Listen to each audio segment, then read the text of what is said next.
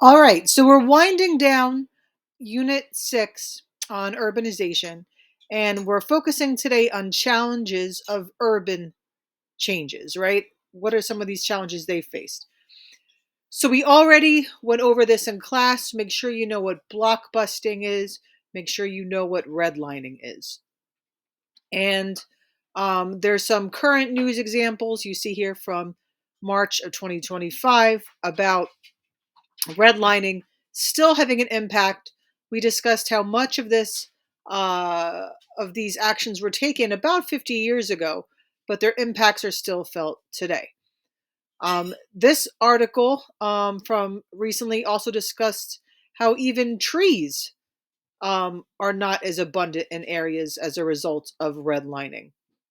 How redlining impacts young cancer patients. Redlining has not just social and economic effects, but health effects, right? How redlining can affect children having asthma. Think about if you're living close to more polluted, more industrial areas. Also, delays in HIV treatment. So look at a whole plethora of negative effects that comes from redlining does decades ago. So, what are some of these effects of the historical practices?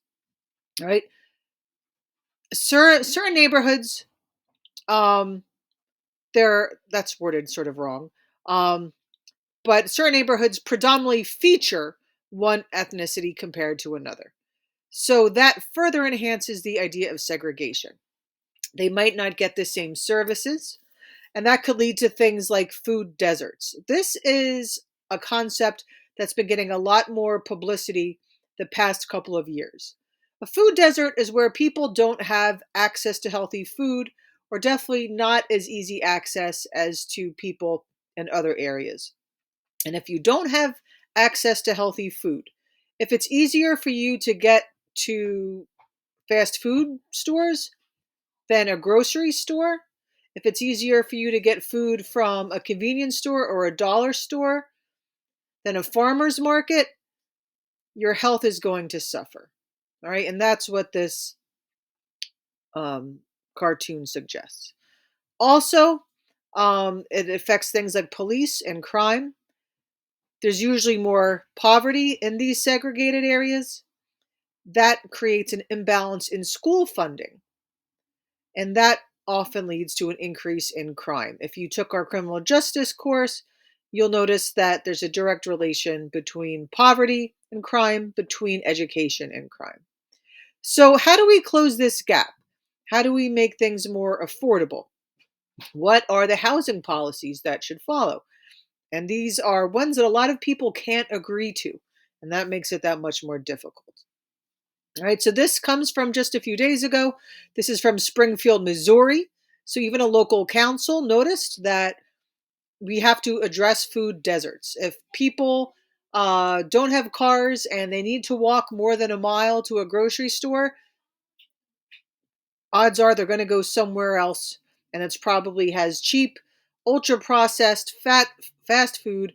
And then you wonder why people in these areas with food deserts also have more cases of diabetes, of cancer, of being overweight. We can continue. This is more. Oh, was this a different one? Nope, this is from this. So this discusses a little bit about that, where they actually explain it. If you have to travel more than half a mile to the nearest grocery store, that could be considered a food desert, especially if it's an area where people are not uh, likely to drive. They're not likely to have their own automobile. If you're more likely to have to walk there, here's just for your own knowledge. From Boone High School, the nearest grocery store is actually zero point 0.6 miles, which technically would put us in a food desert because it's a little bit over a half mile. But because most people drive around here, not everyone, we know this, it's not as much as a food desert as maybe if this was a city, more urban area. But you can get to a Walmart. Some Walmarts have fresh food in about a little over a quarter mile. Kings is a little bit over a mile, and we know that that grocery store is a little unaffordable anyways. A little bit further, a few miles to make it to a ShopRite. But look how close it is from the high school, right? When you guys come back from lunch, you normally don't say, I got a salad at an Acme, right? You come back with bags from McDonald's or sugary drinks from Dunkin' Donuts, right? Things that are probably not great for your health. All right, let's talk about gentrification. This is a term you should be familiar with. It is the renewal of a lower class area into a middle area or an upper class area. So this is an example of a photos of gentrification in parts of Brooklyn. Now there's positive and negative consequences from this, right? Why do people gentrify areas? Well, often the land is cheaper. You can buy it, you can invest in the land, you can improve it and make a profit, right? It also, you can enhance the aesthetic value. Lots of people like some of the older charm of these areas that they're gentrifying. So in this photo image, you see like a completely different look, but sometimes they might be like older homes, and you want to sort of capitalize on the look of the older homes. Often these areas are also close to cultural centers, close to transportation, and things like that. And it can have certain closeness to just the urban growth centers that we discussed. But of course, there's negatives to this gentrification. Once you buy these areas up, you improve them, you make them more desirable, the cost of all the property in the area goes up due to the demand. So then the people who lived there get priced out. They can't afford to live there anymore. That is de facto segregation. And now, whose neighborhood is it, right? They need to move. Keep in mind, this is a global issue. I gave you an image from Brooklyn. This happens in Poland and Warsaw. This happens in virtually every continent. All right. And it's been a growing concern the past decade or so. Lastly, let's talk a little bit about squatter settlements. We often hear of squatters like going into a building or a place, but it's often like a large settlement where there's like a community of squatters. And these conflicts of who has sovereignty over these areas, right? Land tenure, have definitely increased over the past years. A squatter settlement is an area where no one has an actual legal claim to the land. They don't pay taxes on it. They have no deed, right?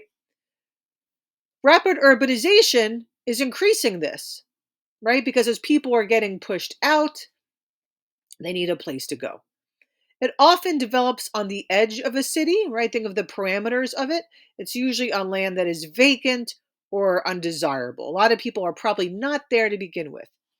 The idea is it's temporary. They're not going to stay here forever, but it's become more permanent. Many of these settlements have sort of lasted, right? Much longer than the people who are living there expected. So here's some concerns is who monitors these areas? How do we protect people there?